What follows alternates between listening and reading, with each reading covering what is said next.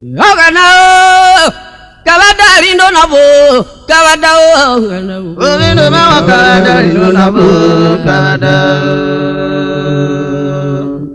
Omana muko Kavadari no nabo Kavada Arina ma Kavadari no nabo Ayo sono bluwa Arina ma Kavadari no nabo Ayo mana muko Suma Kavadari no nabo Ayo bieru robo Kavadari no nabo Ayo vinde kima Kavadari no nabo Ekbera ibwine misiri Kavadari no nabo Ayo total robo misiri Kavadari no nabo Kavada Yagada Kavadari no nabo Kavadari no nabo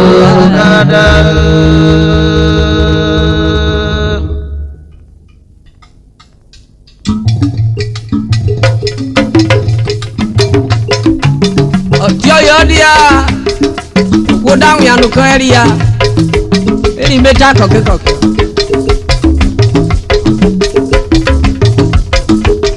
asari na manya ru de sheri ora pokoro no loko o mabroko ilolo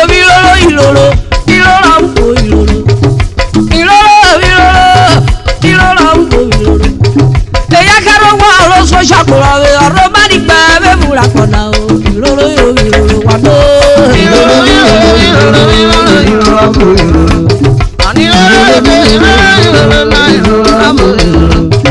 eya karo wa so shakura we roba di pa yo na banana wa mi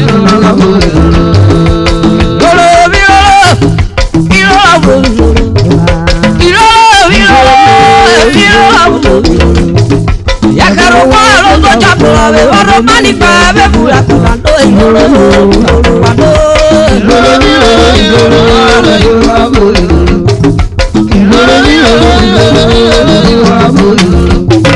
Yakaro walo to chapula we oro mani pa yo na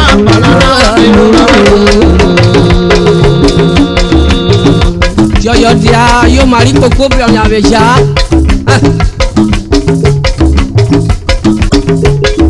Oya ko kitikata yo we yataro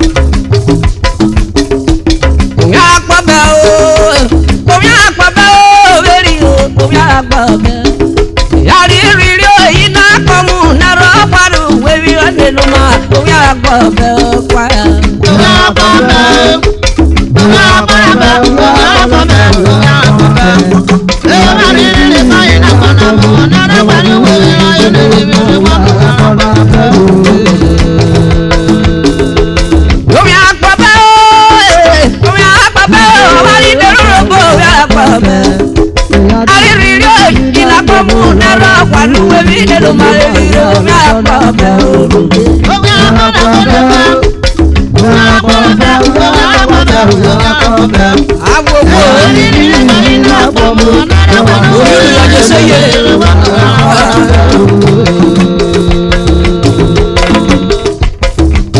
Jeli yo kwa polo buwe no bi geti biya igeti dare ka mu dia karo ko yo fo le igeti be sakara ma gbedola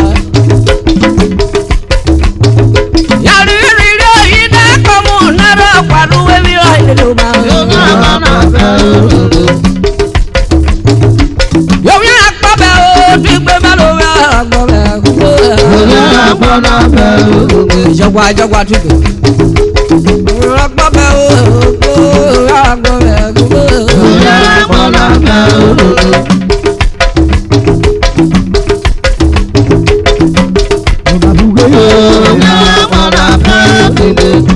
Jabo kwenu mira yari riro ina komu na ro kwaru we mira no ma okura po korigo oje ta so tuvo ya brigo na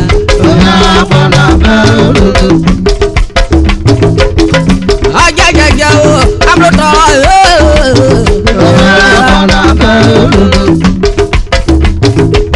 ari riro pa ina komu na ro kwaru we no ma okura kodo ka o to lo de akirieri agboga kufia Odio Oyi oji ga kono wole.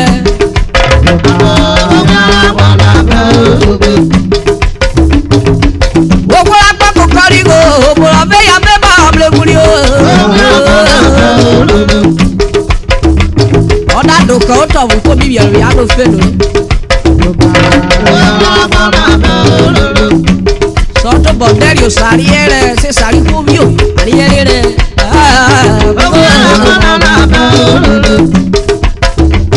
Odi abora da de parish de blood anoni abigo era. Si ala ro buko ko jago to la na ye oni abo be motive. Me la de pari ko pa mi ani we. Ono dia yere so. We akpo be.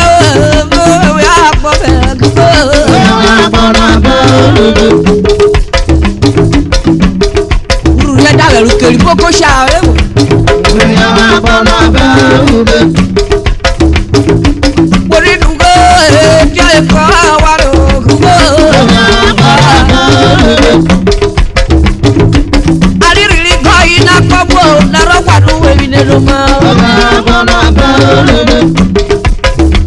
Ọ̀rọ̀ jò kí ló bá dé tìpá tí ó dárí ìgò á ní ló bá máa jà. Ẹ̀dùnkú láti kẹ́rí ṣe lè mí ọ̀bẹ́ mìíràn wọ́n kẹ́ á ní sọ́dọ̀ rí ìgò ìpípa tí ó dọ́pọ̀ èdè. Yóò wá bá rí ẹni ìgò ẹjọ́ ọ̀dọ́wọ́ bọ̀ omi yìí rí bí o. Arírìírí kọ́ iná pọ́pọ́ ẹ̀ lọ́rọ́ pàdé èmi nínú mọ́. Omo ma bùrọ̀ kẹ́lẹ́ máa eré sùn sàpáyé. Obo tètè dé kí yé pẹ́ gàgà ọbẹ̀ rẹ̀ wá fẹ́rẹ́ ló kọ́ síbí kébé ọ̀yọ́. Ọ̀kẹ́rẹ́ wọn bìrà bẹ́ẹ̀ díẹ̀. Wọ́n dé wọn lápá bẹ́ẹ̀ wọ́n dé àbọ̀ bẹ́ẹ̀ ọ̀kẹ́ wẹ́ já o bá rò gbogbo. Wàrí ẹni dé ọ̀rọ̀ ní dé rúrò bó wọ́n gé bùrọ̀ kọ́ ìwé bẹ́ẹ̀ gbogbo. Tàbí rọ́ṣọ́mọ́ kẹsàrí gẹ̀rọ́ mọ́ bùrọ̀ ọ̀dọ́gbọ́nú kò ń yára. Adáwùnú gbí kúrí rẹ̀ lọ tá kiri lọ́kẹ́rù ẹ̀kọ́ máa gbé dọ́rọ̀ ẹ̀.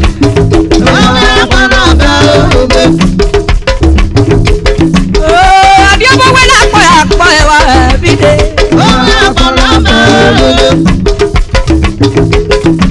Wọ́n ní dùgbò ẹ̀mí kọ́lá máa yọ fà kúkọ́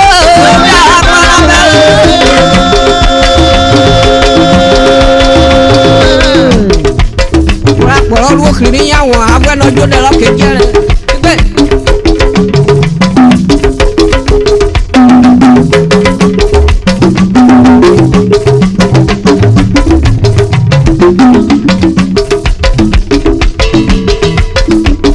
Jẹ̀kẹ̀jẹ̀kẹ̀.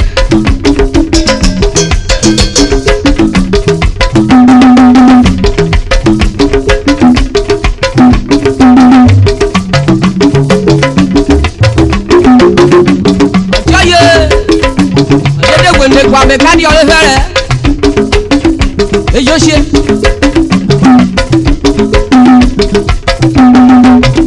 agbeke na para ro bo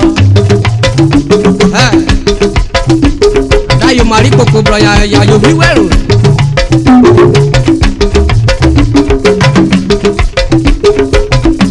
asalo yo le mo wa gba bi yo lo bi yo wa no.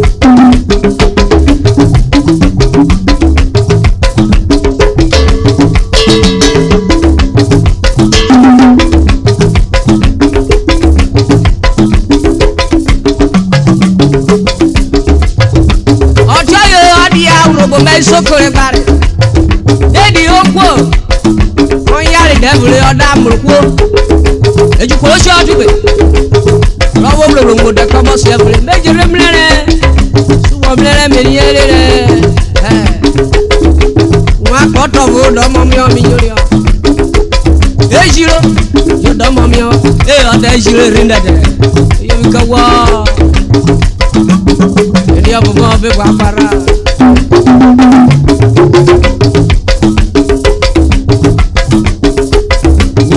Via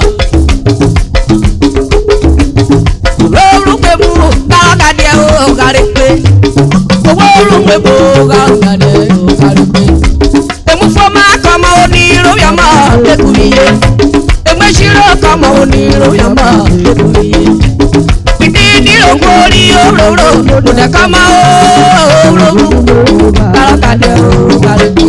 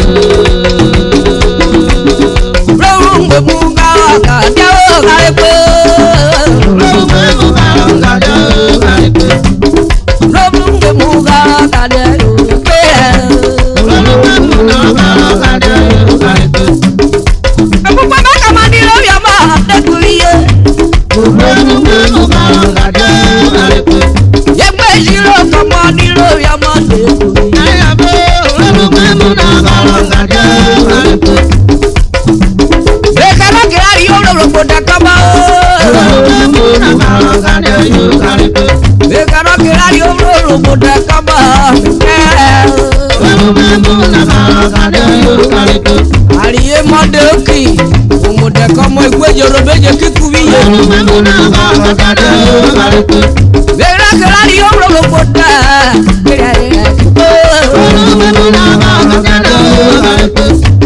Ari Vito Arigo umude komo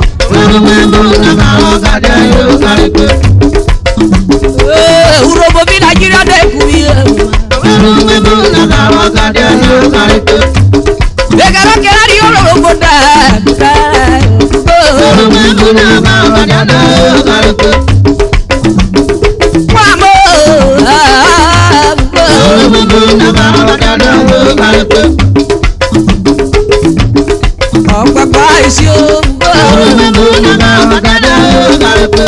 Akware na ogene ruolo blare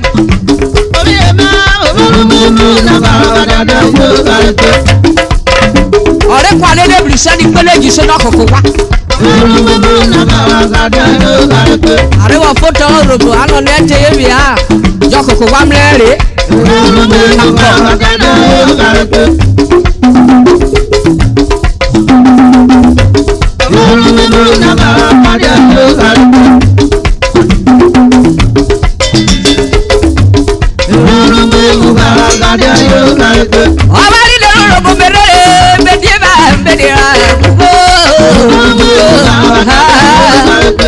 Akpọrọ na ọkpakụrụ na ngwụrụ ẹjọchọ gwụrụ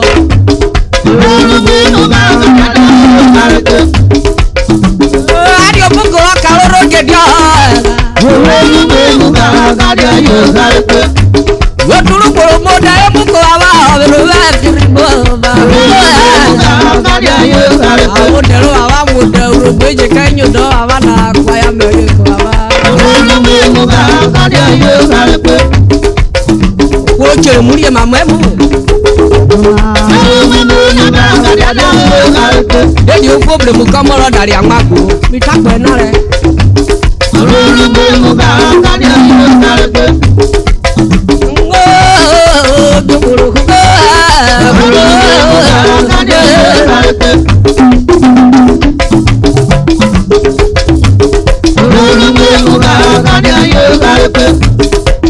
Wada na ye ni o lo wa bo anu wona wo gbegbe na re. Adare yo pa we vu we ro we e chabo.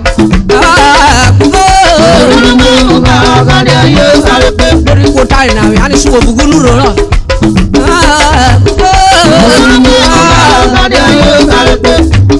Èsì ọmọ ànúrò èbù kan fífí fábọ̀.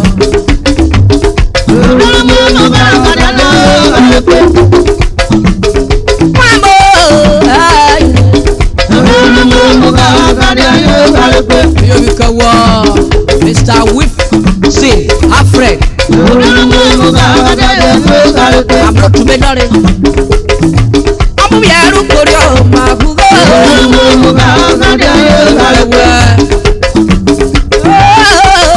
Business man ìwọ̀rì. Ọ̀dà tóri ọ̀bọ̀ yóò fi kẹwẹ́. Willie Joe kò máa kọ́ di akẹwẹ́. Àgbàlá iná nẹ̀.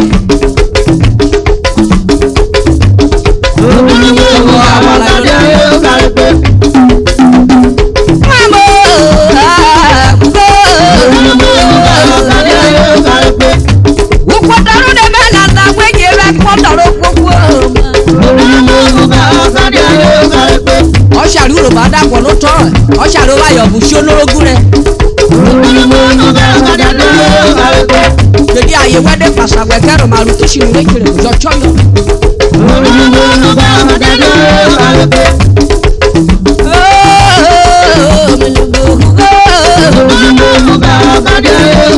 Ya beru keri ibore ye yabo, arulo bori ye yabwe. Yo pupuru pu bari pur bi mi are.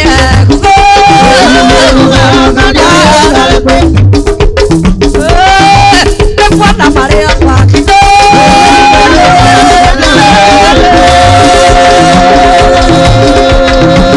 Oye, para a que sale cigar. Que toda bomba lo puedo con tierra. Hey, baby, niabra. Kawe oni avoba me Professor Raphael Akejewa gbebu di are o kure tafu yora gbo me yoro be orowa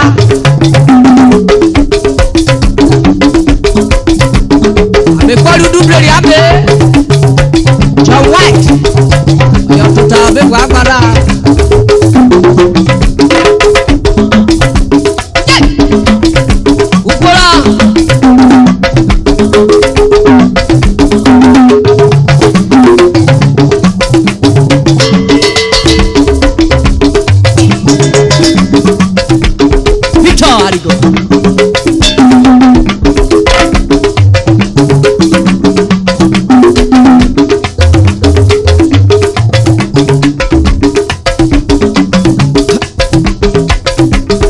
Sio maluka mlokoro yacha apia die urugbe lórí okore anu na ugbo asare ko die ba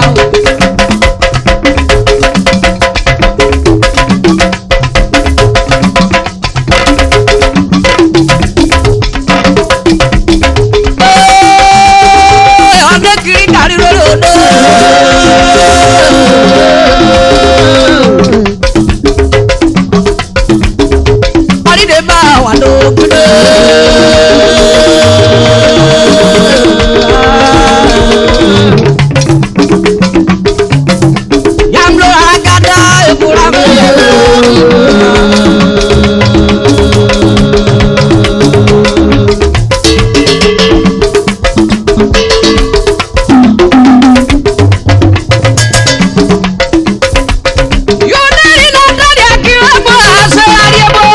gbogbo ṣàgbogbo láyò.